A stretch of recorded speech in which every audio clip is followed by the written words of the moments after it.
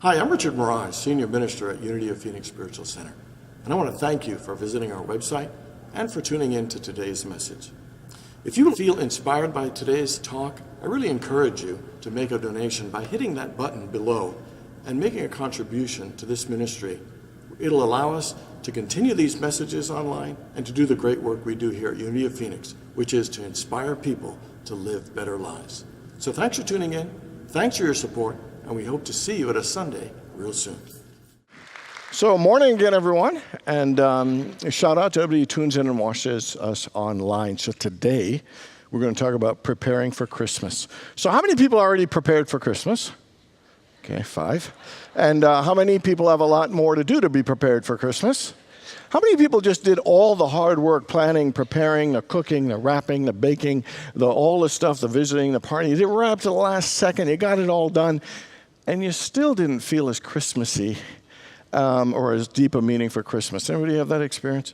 Anybody have it go by so quickly you're almost a bit disappointed and let down, even feel a little empty at the end of it? Anybody? Okay. Everybody, I want you to raise your hand for a second. Okay, everyone. Okay, they work. You just don't want to raise them. I'm just... So preparing for Christmas. And so the question is, why is it that Christmas isn't always as fulfilling and meaningful and as joyful as it can be, as we want it to be, and as it was meant to be? You know, I think one of the reasons is I think we spend a lot of time preparing for the outer things, but not a lot preparing for the inner experience. A lot of preparing for the physical, but not as much preparing for the spiritual aspects of it. You know, I think sometimes that, you know, when we over-focus on preparing for the outer things, the worldly things, I think it kind of depletes, diminishes, and even cannibalizes the spiritual experience and the depth that we can experience. Sometimes we're so obsessed thinking, if I just get it all done, it's going to be a great Christmas. If I get it all done and get a certain way and get everything I want, it's going to be the best Christmas. And while that's good to a certain extent, I think it's disappointing and it's a little bit misguided in how to achieve, you know, the level of happiness we want. You know, kind of misguided, like little Johnny who went to his mother and asked for a bike. You know, and his mother said, you know, honey, besides the fact that we can't afford it, your behavior hasn't been very great this year. So she said, why don't you write Jesus a letter, ask him to help you make you a better boy, and maybe he'll give you a bike. And he had a little tantrum, he freaked out, and then he realized nothing was going to change, so he thought about doing what his mom said. So he wrote, Dear Jesus, I've been a very good boy this year. I would appreciate a new bike. Your friend, Johnny. And he walked to the mailbox with his letter, and there was a little statue of the Virgin Mary, and as he walked by, you know, he kind of felt really guilty that he so lied about it, and he decided to just rip up the letter, go back home, and write another one. Here's what he wrote. Dear Jesus, I've been an okay boy this year, and I want a bicycle. Yours truly, Johnny. So he went back to the mailbox, and on his way saw the Virgin Mary, guilty, and he thought, you know, I'm still not being honest. So he tore it up, went again, wrote another one. Dear Jesus, I thought about being a good boy this year. Can I have a new bicycle? Signed, Johnny. Went back to the mailbox, saw the statue again, felt horrible, just felt guilty. But this time he grabbed the little statue and ran home, put it under his toy box, closed the box, sat on it, and wrote these words. Dear Jesus, I have broken almost every one of the commandments. I have shot spitwads at school. I tore up my sister's Barbie and destroyed it, and I've done a lot worse. So I'm desperate. And I took your mama. And if you ever want to see her again, give me a bike. And so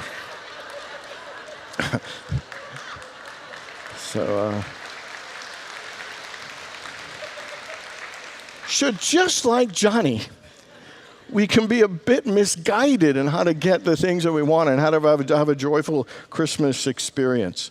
And to me, the key about having a deeper Christmas experience is to do the spiritual preparation. You know, and sometimes that's tough in our culture and the way we approach Christmas. So here are 3 things that kind of hold us back from not being as spiritually prepared as we are outwardly prepared. And the first one is the fact this is like the hectic, most busy time of the year. It's stunning how much stuff we try to do and pack in to the Christmas experience. from the preparing the decorations and the trees and the cookies and all that stuff, all that preparation, all that activity, we are often like chickens with our heads cut off, just running back and forth, trying to get all this stuff done, cramming as much stuff into a short period as we can.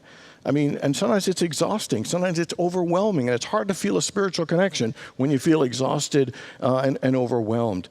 I mean, we try to pack so much stuff in that short period in December that it's so much now. I know companies that are holding their Christmas party in January. Anybody know that? There is so much that it's spilling over into the new year. I even saw a department store that was so busy, they had 2 Santas, regular Santa and Express Santa. You know, for kids who have 10 toy requests or less.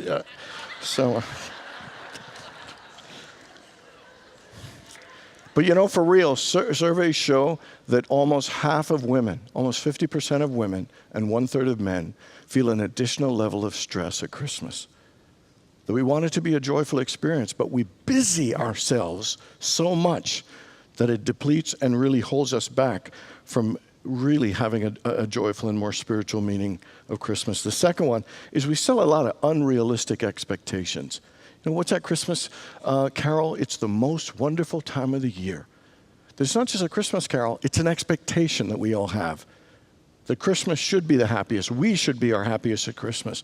That we look and pray and hope for a perfect Christmas in many ways. And when we don't feel as happy, you know, when we don't feel as joyful or Christmassy, sometimes we almost feel bad or ashamed that something must be wrong with us.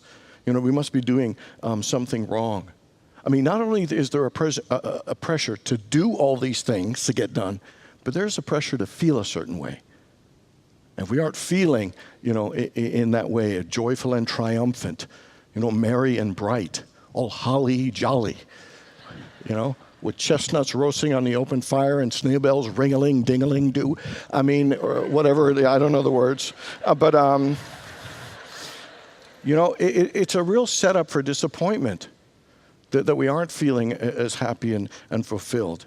Like how many people have had a family gathering experience at Christmas that was tense or not as harmonious or distant, and it just wasn't the way we'd hoped it would be.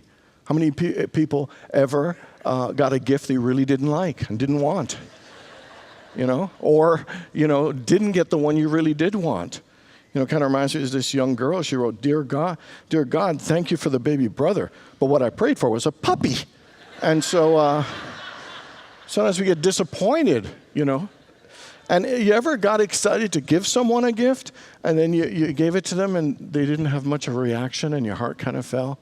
How about if you were preparing the turkey or the stuffing and you burned it and it didn't come out as well and you felt like, oh man, I ruined Christmas. You know, sometimes it's hard to prepare spiritually when we hold ourselves to this high standard of how we should be feeling. And if we don't feel like that, we feel we did something wrong, we made a mistake, or that we're bad, or we're a loser or a failure. The third one is sometimes Christmas has some painful experiences and painful memories that don't make it as easy to be joyful at this time. Sometimes, you know, conflict in families from when we were young at Christmas, or the current ones.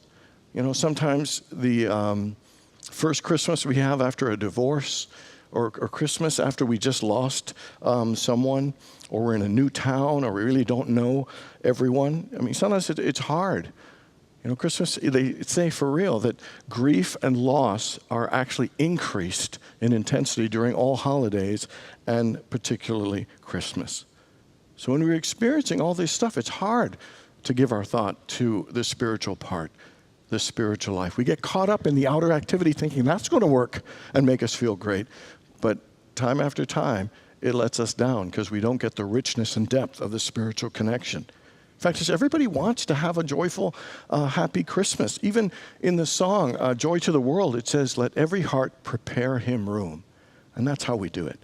You have a joyful Christmas by doing the spiritual preparation, preparing our hearts, you know, preparing our spirits and our souls.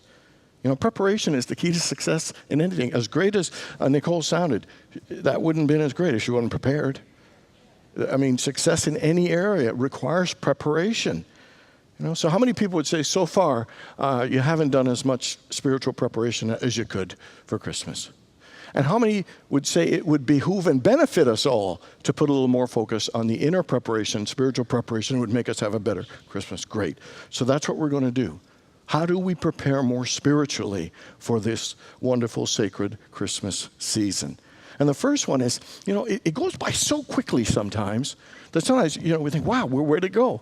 And I think always in life, one of the most successful, important things you can do is before something begins, set an intention of the kind of experience you want to have. Set an intention for how you want to show up, how you want to feel, the ways you want to engage in it. So I ask you, what is your spiritual intention for Christmas? What's your Christmas intention? How are you going to show up? What qualities are you going to express? What ways are you going to interact? What qualities are you going to share? I really believe one of the most important things that we can do at Christmas is to have a spiritual intention, to go a little deeper and ask ourselves, how am I meant to show up this Christmas? What is the qualities that are begging to come forth from me? Christmas is about the celebration of the birth of Jesus, of the Christ child, of the babe born in Bethlehem. And here's what it says about the birth and that news. It says, the angels are saying, I am bringing you good news of great joy for all the people. For unto you is born this day in the city of David a Savior, who is the Messiah, the Lord. And it's saying, for unto you is born this day in Bethlehem. That in that place of Bethlehem, that was a space that there was a birth of a light into the world. It was a space of a birth that was our hope, that awakened us to possibilities, awakened us to a better life through that Spirit of God. And so here's what Marcus Bach says in his book, Because of Christmas. He said, somewhere in life, every thinking person comes upon his or her Bethlehem, the place inside of spiritual awareness, the place of spiritual rebirth. And so the key to Christmas is that we need to find our own Bethlehem and to create that quiet space to allow whatever that light is or those qualities to be born in us so that we can show up and experience Christmas in a deeper and a more profound way. It is about taking time to pause and to tap in to that deeper level in our soul and to allow the beauty and that glory of God's Spirit in us to bubble up and be expressed and experienced and shared in all of the activities we have. Notice Jesus, there was no room in the inn. The Christ child couldn't be born in a crowded place. To find our Bethlehem, we have to take time and find solitude and quietness to allow that spiritual awakening and that rebirth to come forth. And I don't know exactly what's supposed to be born in you or what quality must come alive through you to have a deeper spiritual experience, but I guarantee you know if you're willing to just ask. And maybe it's a spirit of greater peace. Maybe it's a spirit of compassion and understanding. Maybe it's a spirit of a more forgiving heart and the ability to let go of the past. Maybe it is a generous spirit. Maybe it is a spirit that feels your wholeness and your worthiness and you own the truth of who you are.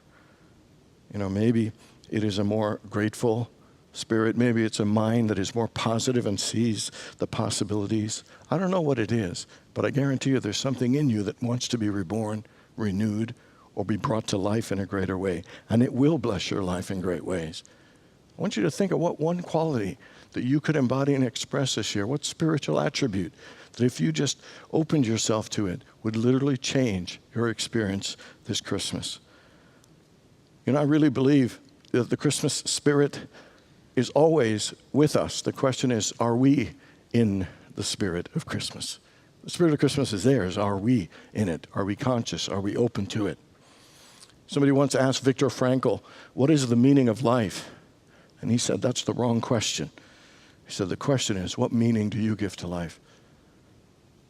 So what meaning will you give to this Christmas? What meaning are you giving to your life? What meaning are you giving to your relationship with God and the work that you are here to do? If we want to have a better and more rich experience, we need to do our spiritual preparation. And the first is to create the space and the time to connect with our Bethlehem and to allow a reawakening and a rebirth of that light and that spiritual attribute in us. The second one is to reawaken and connect with that childlike sense of awe and looking at the beauty of life. You know, it says in Scripture that to enter the kingdom of heaven, we must become as a child. Children are so curious, and they're joyful, and they're playful. They're not hanging on about the past. They are so excited to be here and be engaged in life. You know, sometimes we take things for granted. You know, sometimes, things don't go well, and we get a little jaded, a little cynical. Sometimes we get a little terminally serious, and we get a little terminally negative all the time, and we're not really enjoying life. We're not playing. We take things so seriously. Kind of reminds me of this woman. She was an elderly woman. She never got married, and she put in her will she wanted no men as pallbearers. No men, only women, no men. She said, the dirty rats didn't take me out when I was alive, and they're not going to take me out when I'm gone.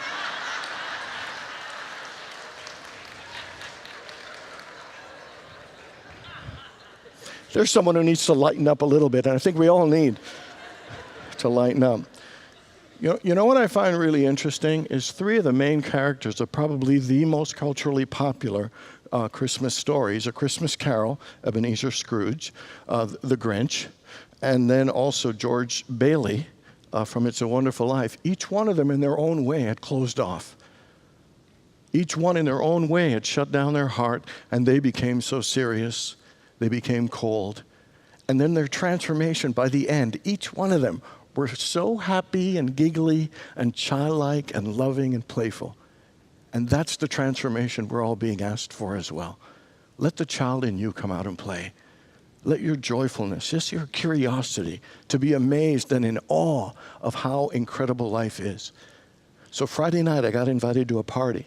I have a friend who had a friend who knew somebody that knew some very well-off people in Paradise Valley who had a party. I walked to this house, I thought, oh my gosh. There were Christmas lights everywhere. It was so huge, so beautiful. From the front gate to their front door, you could put my entire house, and there would still be room between the front gate. It was impressive. It was wow. And I walked in the front door, and immediately to the left, there was a theater with a huge TV with reclining couches. I mean, it was like a mini theater with the Phoenix Suns basketball game on. I was, wow. But on the right, there was a wall, and 1/3 of the wall was aquarium. And aquariums, are they not incredible? I saw fish of colors that were so brilliant that you could not help be in awe of how God could create colors so bright and so incredible. And fishes of such different sizes. It was absolutely amazing. I could have spent the entire evening just watching those. There was a child in me that got excited about fish and a really big TV. But, I was in the Dominican Republic a week ago with my sister and family, and we played a little card game called Spot It. And we played some, we had so much fun. I hadn't played a card game, a board game, and I don't know when, except one other kind of card game, but I can't tell you about that one. But, but it was so much fun. And I remember, when I was a little kid, my dad worked at the Department of Streets and Sanitation, and they had people from all cultures. And there were a lot of Italian guys, and they always gave us this, panettone, this big bready thing with fruit in it, and it's got tons of butter in it. And I remember it as a kid, and it was really cool. And we had 10 kids, and we'd get like tons of these. So it's like one of the rare things you didn't have to fight too hard in my house to eat because there was so much, but it was so good. It had tons of butter in it, and then it tasted better by putting tons of butter on it. And so fast forward, I didn't see this. This was a part of my childhood for 30 years. About 3 years ago at Sprouts, I saw one. I got so excited, I bought myself one. And I got excited about Richard and Jill one. And I went home and I ate mine.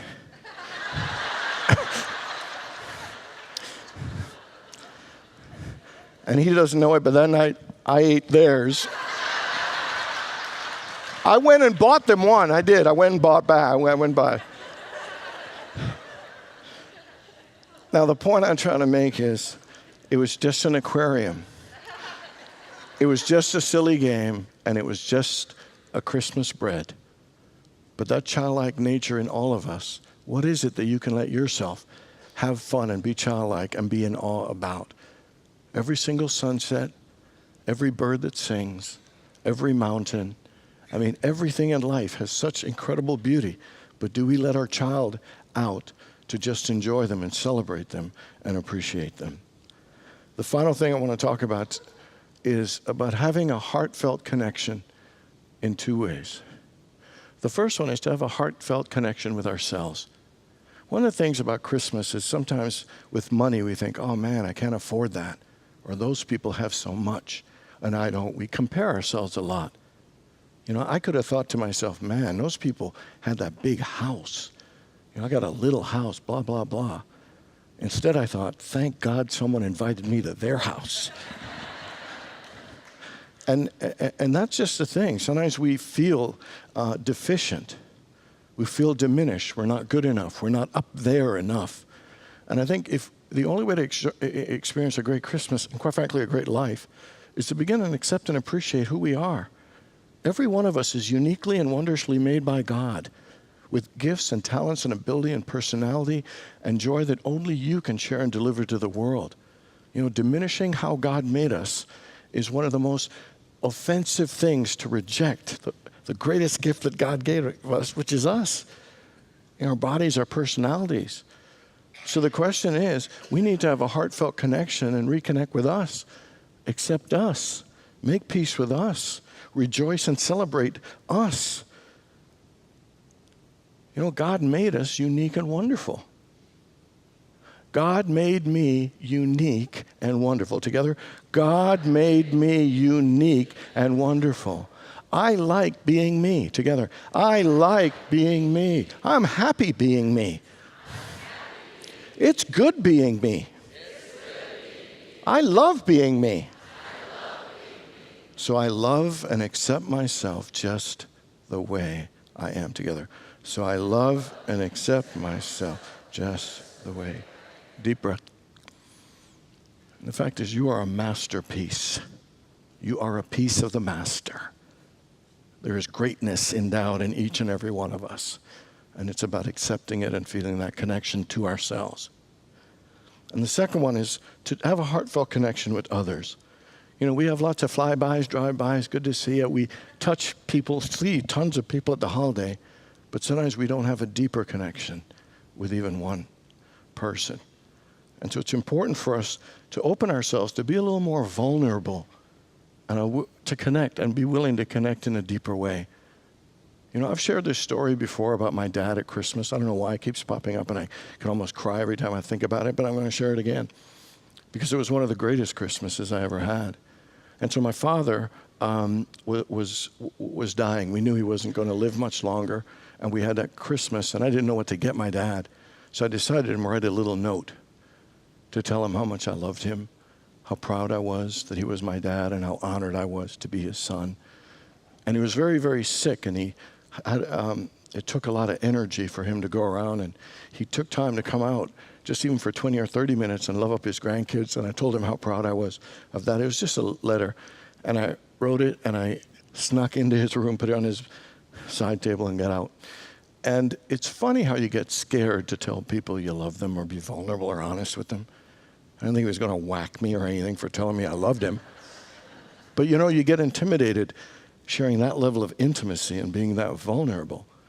And so later on, he came out of his room and I saw him holding the card. And I'm like about 20 feet away and my heart's pounding. And then my father just walks over without saying one word and he holds me and he starts to cry. And we both cry together. We had that moment and we never really spoke about it or needed to because there was this feeling of connection that was so great. You know, he passed away 3 weeks later. And those are always sad things when you lose someone you love. But what was good is I felt complete that I got to share everything I wanted to share with my dad. And the funny thing is I didn't write the note because I didn't think he loved me or I wanted to prove that I loved him.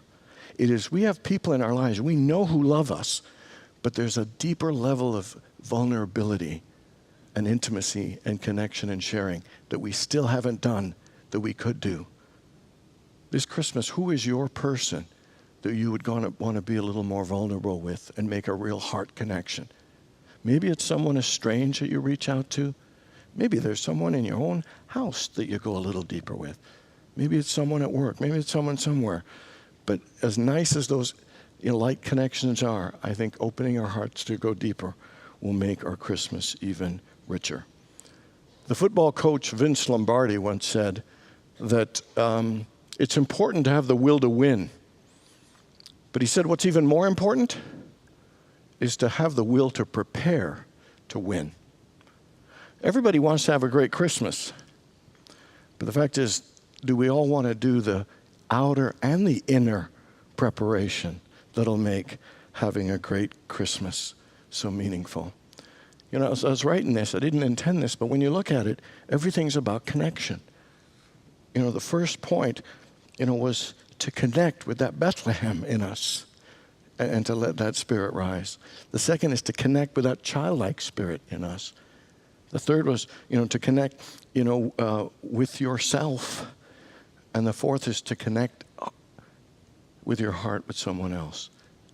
We could let Christmas just zing by and be busy again, and it can be pretty good. Or we could go a little deeper and have a little more enriching and a more meaningful and powerful Christmas experience by pausing and taking time to prepare. God bless you.